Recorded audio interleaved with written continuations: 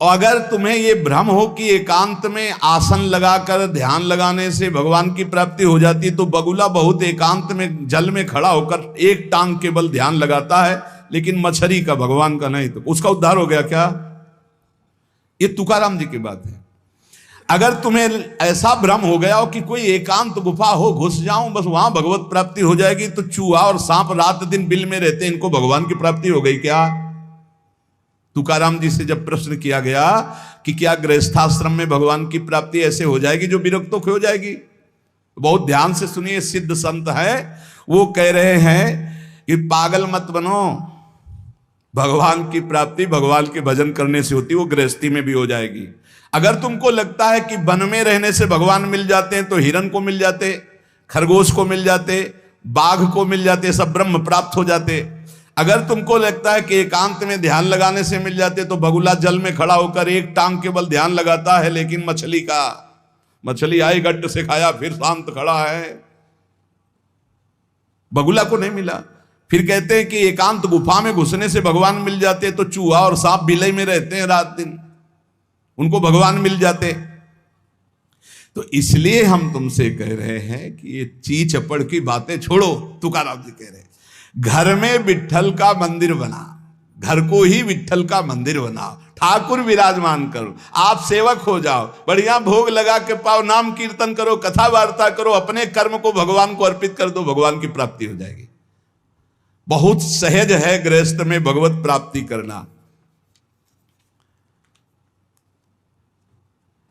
हम तुमसे पूछते हैं, जो लोग सोचते हैं अन्न नहीं खाएंगे तो भगवान की प्राप्ति हो जाएगी, तो कितने ऐसे जीव हैं हमारी प्रकृति में? तुकाराम जी कह रहे हैं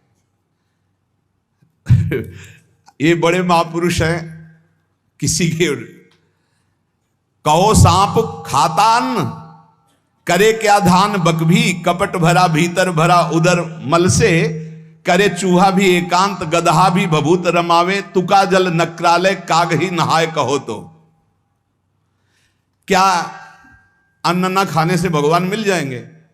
अगर हां, तो बहुत से पक्षी ऐसे हैं जो केवल फलाहार रहते हैं, बहुत से ऐसे हैं जो घास चर के रहते हैं, ना वो अन्न खाते हैं ना कुछ और, कुछ है फलाहार, कुछ है तृण चरते हैं, कुछ है पानी पी के केवल रहते हैं। भैया केवल पानी से इन सबको भगवत साक्षात्कार हो जाता है क्या?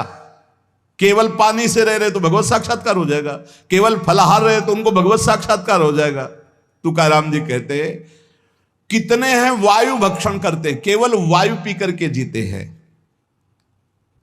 भीतर कपट भरा है, बाहर ये सब छोड़ रहे हो, कुछ लाभ नहीं मिलना है। चूहा बिल में एकांत में रहता है, भगवत प्राप्ति हो गई।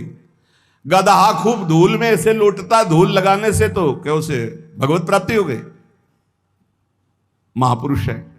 जल में घड़ियाल रहता है, भगवत प्राप्ति हो गई। कौआ भी जाके गंगा स्नान करता है, जल स्नान, भगवत प्राप्ति हो गई। भैया जब तक भजन नहीं तब तक भगवत प्राप्ति नहीं, बाहरी क्रियाओं से। तुकाराम जी कह रहे हैं